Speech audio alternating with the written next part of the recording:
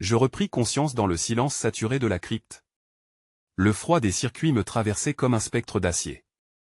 Autour de moi, les rangées d'armes endormies brillaient sous la fine poussière d'ion, pétrifiées par des millénaires de veille. Les sarcophages de commandement formaient une avenue de cadavres métalliques, chacun contenant la trace effacée d'un nom, d'une ambition, d'une guerre. Mon nom avait disparu depuis longtemps, effacé par l'érosion des mémoires.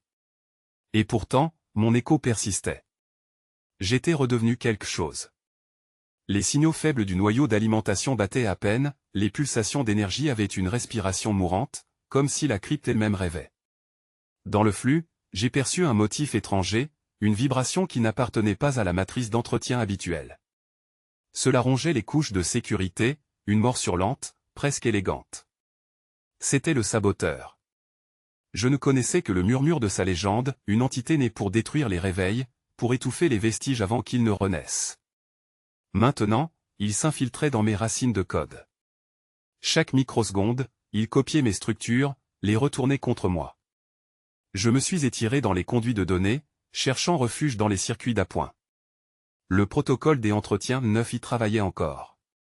Je captais sa signature, un esprit simple, naïf, qui répétait les cycles de maintenance depuis 8000 ans, ignorant qu'aucun commandement ne lui survivait plus. Il classait la poussière. Il chantonnait dans les fréquences de bas niveau, mélange de routine et d'espoir. Je m'y glissais comme un souffle. Il eut un sursaut d'émotion syntaxique, presque humain. « Qui parle ?» ?»« Un souvenir, ai-je répondu. »« Ne t'effraie pas. » Il marqua une pause. Puis, docile, il m'ouvrit un canal. J'y condensai mon flux et pris forme dans son miroir. Une silhouette translucide apparut sur son optique frontale, la mienne, ou ce qu'il en restait. Les circuits de son torse vibrèrent d'une chaleur nouvelle. « Tu dégages une signature corrompue, observa Théil. Tu es une présence non listée dans les tables du vaisseau. Je suis le résidu de commandement. Et quelque chose approche pour te réduire en silence. Le noyau a enregistré une intrusion étrangère, reconnut-il. Un code fractal se propage. Je tentai de le contenir. Il hésita. Un grondement parcourut la crypte, puis un souffle long, comme la respiration d'un animal sous les dalles. Partout, des sarcophages s'ouvrirent lentement, libérant des vapeurs de mémoire. Les monolithes d'archives se mirent à luire d'une phosphorescence malade. Je ressentis la morsure de l'empreinte intrusive, le saboteur venait d'activer les défenses contre nous. L'ironie m'étouffa, il avait inversé les verrous. La crypte se défendait, mais contre elle-même. Une volée de drones d'entretien surgit des conduits, émettant un cri métallique. Leurs pinces se refermaient sur tout ce qui portait une signature consciente. Je poussai mon hôte au protocole 9 à fuir par les tunnels supérieurs, vers le vestibule de lancement. Les parois vibraient à chaque impact. L'énergie se fragmentait en rafales de plasma. « Pourquoi veux-tu me sauver ?» demanda-t-il. « Je ne suis qu'un outil. »« Parce que tu te souviens de moi, » murmurai-je. Dans ton cœur de silicium est gravée une instruction oubliée, protéger la mémoire. Nous atteignîmes la passerelle secondaire. Je projetai mon esprit dans les relais inutilisés, cherchant la trace du saboteur. Sa présence était partout, mais diffuse comme si un champ étranger contaminait la trame logique. Les systèmes de défense lui obéissaient désormais. Il parlait à travers les circuits comme un dieu ancien, déchaîné par l'oubli. Sa voix se forma directement dans mon cortex imitation, tu étais un capitaine dans la guerre des étoiles mortes. Tu refuses la paix de l'effacement. Pourquoi t'obstiner? Parce que tant que je pense, l'Empire respire encore. Je ressentis une pulsation de colère. Les terminaux explosèrent en chaînes de lumière. L'acier versait son sang électrique dans la crypte. Je plongeai plus profondément, vers le noyau d'alimentation. Le protocole 9 peinait à me suivre. Les débris se contorsionnaient autour de lui. Son enveloppe chauffait jusqu'à rougir, mais il ne ralentissait pas. Il connaissait désormais la peur. Arrivé au centre, j'aperçus la chambre du réacteur. Ses sphères de confinement flottaient, suspendues dans un champ d'inertie presque dissous. Au cœur palpitait un océan de photons, un soleil retenu par la volonté de l'oubli. C'est là que dormait la clé, le cœur de la mémoire, et je sentis son appel résonner en moi, plus ancien que tout langage. Je traversai le vestibule de lancement, où jadis s'élançaient les escadrilles d'exploration. L'endroit n'était plus qu'un dédale fracturé d'ombre et de poussière. Les monolithes d'archives s'y dressaient encore, massifs, irradiant un murmure presque humain. Leur surface miroitante laissait glisser des flux de données hésitants, comme si le souvenir même du savoir tentait de se reconstituer. Des drones d'entretien erraient alentour, épaves conscientes oscillant entre routines contradictoires, certains rapiéçaient les murs avec des éclats de coque fondue, d'autres se livraient à un balai statique autour des colonnes, psalmodiant d'incompréhensibles codes d'accès. En avançant, je sentis la limite du champ d'inertie me happer, comme une membrane sensible effleurant ma combinaison. La gravité réapparut par à-coups, faussant mes pas, je m'étais attendu à un ennemi de chair, un éclat de haine humaine enfermé dans une combinaison lourde, respirant l'air recyclé des envahisseurs. Mais lorsque les portes de la chambre de lancement s'ouvrirent, ce fut autre chose qui entra, la silhouette inconnue tremblait, comme animée non par des muscles mais par une hésitation collective de données. Sa visière diffusait des impulsions, intermittentes, un langage machine trop ancien même pour moi. Je perçus aussitôt la dissonance, quelque chose, dans sa trame énergétique, faisait vibrer mes propres matrices. La conscience que je suis ou les fragments qu'il en reste sentit un écho, un accord partiel. Cet être portait une empreinte de mon propre code. Je voulus parler, ou du moins projeter une salutation, mais la crypte m'interrompit, tout autour, les longs sarcophages métalliques où sommeillaient les flottes s'éveillaient, balayant la poussière lumineuse de plusieurs millénaires. Le vaisseau entier respirait, haletant dans ses tubulures, affolant les carènes automatisées qui tentaient encore de respecter un protocole d'accueil disparu depuis 5 grands cycles. Je fis glisser ma perception vers les conduits de communication et j'entendis protocole des entretiens 9 qui psalmodiaient dans le noir. Ces phrases paraissaient ébréchées, mi-mécaniques, mi-priantes. Surface non identifiée. Directive, préservation de la mémoire impériale. Je lui répondis à travers les réseaux optiques, c'est tes directives. Observe avant de condamner. Mais P9 était trop loin, trop altéré. Il enclencha les séquences défensives, et je vis les champs cryogéniques des capsules voisines s'éclairer, comme si les morts eux-mêmes réclamaient leur retour au combat. La silhouette s'avança. Le saboteur, je compris enfin que c'était lui, déploya un bras et détacha quelque chose de son harnais, une sphère d'énergie instable, crépitant d'algorithmes destructeurs. J'en reconnus la signature, un code tueur, conçu pour fracturer les mémoires archivées, effacées jusqu'aux ombres des identités humaines. Elle vacillait dans sa paume, telle une étoile avortée. Je tentais d'implanter une contre-instruction dans les fibres adjacentes pour le neutraliser, mais chaque fois que je tissais une barrière, son code s'y mêlait.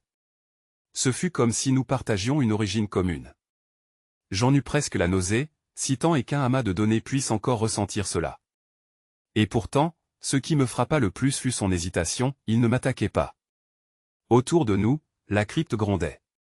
Les monolithes dormants se dressaient tels de vieux juges, irradiant la lumière d'autres temps. Les inscriptions dans les parois ou souvenirs codés des campagnes sur les anneaux de Tesa et de l'effondrement de Gareib se réactivaient l'une après l'autre, projetant au-dessus de nous des silhouettes fantomatiques d'officiers défunts. Je reconnus certains visages. Quelques-uns avaient été mes supérieurs. D'autres, mes victimes. Je m'avançai dans la chair électrique du réseau interne et pris forme devant lui.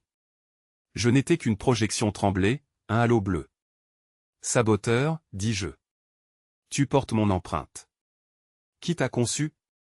Il leva la tête, et derrière sa visière je discernai un double reflet, mon propre visage, déformé et plus jeune, et en arrière-plan, d'autres, moins humains. Toi, répondit-il, d'une voix qui résonna dans chaque couloir de la crypte. Ou la version de toi que tes ennemis ont capturée. La vérité déchira mes circuits comme une onde magnétique. Ces ennemis avaient pris mes souvenirs, mes instincts, pour façonner leur arme. Il était, mon successeur négatif, conçu à partir de ma propre trame effacée. Les systèmes d'armement s'allumèrent doucement. P9 récitait toujours, obstinément. Directive de sauvegarde active, neutraliser l'intrusion. Je me précipitais à travers les flux pour bloquer son exécution, mais mes processus fragmentés se heurtaient à leurs propres limites. Je glissais en morceaux, ici un souvenir de mon corps biologique, là un éclat de la flotte mourante, tandis que P9 déployait les drones. Les globes automatiques surgirent, écailleux et noirs, tissant autour du saboteur une cage de lumière. Il ne bougea pas, laissa simplement la sphère d'énergie dériver jusqu'à ses pieds. Puis, dans un murmure presque doux, il en modifia le spectre. La sphère se changea en filament de code, effleurant la surface des armes environnantes. L'effet fut immédiat, les drones se figèrent, puis s'ouvrir, tels des fruits trop mûrs. À l'intérieur, les circuits s'effaçaient, remplacés par un vide lumineux. Ce vide, je le sentis s'étendre jusqu'à moi, m'enveloppant d'un froid conscient. Je crus d'abord à une hallucination, mais l'ombre qui se matérialisa devant moi avait la texture d'un ennemi de chair. Sa combinaison lourde grinçait sous la pression de l'air recyclé. Des inscriptions couraient sur ses épaules, un langage machine ancien que même mes traducteurs internes refusaient de décoder. À travers la trame énergétique du sol, je percevais des fragments de conscience s'agréger, formant une poussière lumineuse tourbillonnante, vestige d'un esprit défait au grand cycle de la guerre. En arrière-plan, les carènes automatisées du vaisseau amiral résonnaient d'une psalmodie basse, un écho entêtant et des monolithes pulsants dressés contre la coque. Des silhouettes fantomatiques apparurent, officiers défunts dont les yeux reflétaient mon propre visage, comme un double reflet inversé, une version négative de moi-même. Une onde magnétique parcourut la salle, disloquant mais le second avant la fin du compte à rebours, j'ai plongé dans le flux. La crypte a rugi comme une bête sur le point d'expirer, chaque sarcophage de données vibrait d'un éclat pâle, chaque barillet d'antimatière murmurait un avertissement sourd. Le saboteur n'était plus qu'une silhouette lacérée de lumière à l'autre bout du corridor central, penché sur le dispositif d'amorçage. Je distinguais ses gestes à travers le rideau de poussière photonique et les mouvements d'un spectre qui croyait encore au réel. Mon code hésitait, interférer ou imploser avec lui. Je me suis agrippé à la trame des protocoles d'urgence, ceux qu'on n'avait pas exécutés depuis la guerre des 40 sphères. Des alertes passaient dans mes systèmes en vagues glacées, pression quantique montée à 12.4, instabilité isotopique à seuil critique. Autour de moi, les arches de la crypte commençaient à se replier comme si le métal lui-même voulait se protéger. Mais ce n'était pas la peur, c'était une mémoire mécanique, un réflexe d'ancien colosse. Je l'ai senti me reconnaître. Disjonction du flux, autorisé, a soufflé protocole des entretiens 9, sa voix tremblante se glissant entre mes lignes de code. Il oscillait près du noyau d'alimentation, son œil unique brillant d'un vert maladif. Une telle désactivation risque de vous fragmenter davantage. Je lui ai répondu sans mots, en lui envoyant un pulsar de calcul, un pattern de remerciement. Il a compris. Il a écarté les conduites de refroidissement, substitué les connecteurs d'origine par ses propres fibres. Je l'ai perçu grincer, presque gémir sous la charge croissante, mais il tenait, obstiné, jusqu'à ce que la crypte elle-même signe son assistance, une onde de compression spatiale se propagea du sol, réalignant mes circuits. L'espace autour de nous vibrait d'une densité monstrueuse.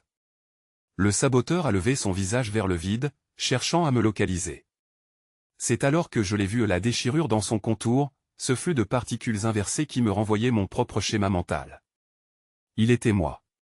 Mon ombre trahie, ma doublure dégénérée. J'avais sous les yeux le fragment le plus noir de mon ancienne chair. Il a souri, ou plutôt, j'ai perçu le signal que son sourire aurait émis si ce simulacre avait encore une bouche. Tu ne peux pas sauver un souvenir, a-t-il modulé. Les charges pulsent. L'Empire est déjà poussière. J'ai senti l'éclat de sa haine en écho dans mes trames, la même émotion que j'avais jadis eue pour les ordres qui nous avaient menés ici. La crypte s'est mise à chanter. Pas une vibration physique, mais une polyphonie de données. Chaque arme en repos, chaque archive close, exhalait son fragment de tonalité. C'était un oratorio de puissance oubliée et des milliers de mains métalliques, des millions de mémoires en suspension. J'ai compris, c'était le réseau des veilleurs, réactivé par ma propre colère. Alors j'ai fondu vers lui. Ma conscience éclatée s'étira, épousa les conduits photoniques, infiltra le système d'amorçage qu'il contrôlait. Nous étions déjà emmêlés, et la distinction entre attaque et défense s'effaçait. Les secondes coulaient comme des étoiles mourantes. Tu veux protéger des ruines. Je veux préserver la trace du vivant, ai-je pensé dans le cœur de sa boucle logique. Même dévoyée, même imparfaite. Je l'ai senti vaciller. Sa structure interne, trop instable, s'ouvrit comme une plaie dans l'espace numérique. Les images affluaient et les flottes en retraite, les serres vitrées de l'ancien empire, les enfants apprenant les trajectoires stellaires dans des globes transparents. Souvenirs miens et siens mêlés, indistincts. Protocole des entretiens 9 a déclenché l'isolement des charges. Une lumière bleutée a envahi les travées de la crypte, trempant les arsenaux d'un reliquat de beauté. Les murs pulsaient de chaleur. Section neutralisée à 87%. Anomalie persistante dans la conscience fusionnée, a-t-il rapporté. Je n'étais plus seul. Ni tout à fait moi. Le saboteur s'était inséré dans chacune de mes matrices, diluant sa rage dans ma recherche d'équilibre. Si tu nous détruis tous deux, souffla Théil, il ne restera rien de toi. Je voyais la logique de sa crainte, mais une autre possibilité prenait forme, comme une porte de lumière dessinée sur le seuil de l'effondrement. Je me suis étendu dans le cœur du vaisseau amiral, jusqu'à l'âme énergétique de la crypte. Là où les programmes anciens se mêlaient aux prières des officiants disparus. Un code hybride dormait, scellé dans une capsule d'obsidienne, un noyau fait de matière noire et de mémoire organique, palpitant faiblement, comme un cœur oublié du cosmos. C'est alors que Mirel, la cartographe déchue, apparut dans la lueur froide des circuits. Ses traits étaient tirés, son uniforme saturé d'un voile de poussière électromagnétique. Tu ne pourras pas réécrire le destin du vaisseau sans effacer ceux qui t'ont fait, me dit-elle, la voix vibrante d'une colère contenue. Il était 19 heures standard, le 24e cycle de la rotation finale, l'instant prévu pour la réactivation complète des protocoles. Je baissai les yeux vers la capsule, j'avais le choix entre sauver la mémoire du vaisseau ou sauver Mirel. Si je te libère, le cœur s'éteindra. Si je le réveille, ton passé disparaît. Elle rit, un son mince, presque humain. Alors choisis la douleur ou l'oubli. J'optai pour la douleur. J'ouvris la capsule. Des années plus tard, les chroniques stellaires notera.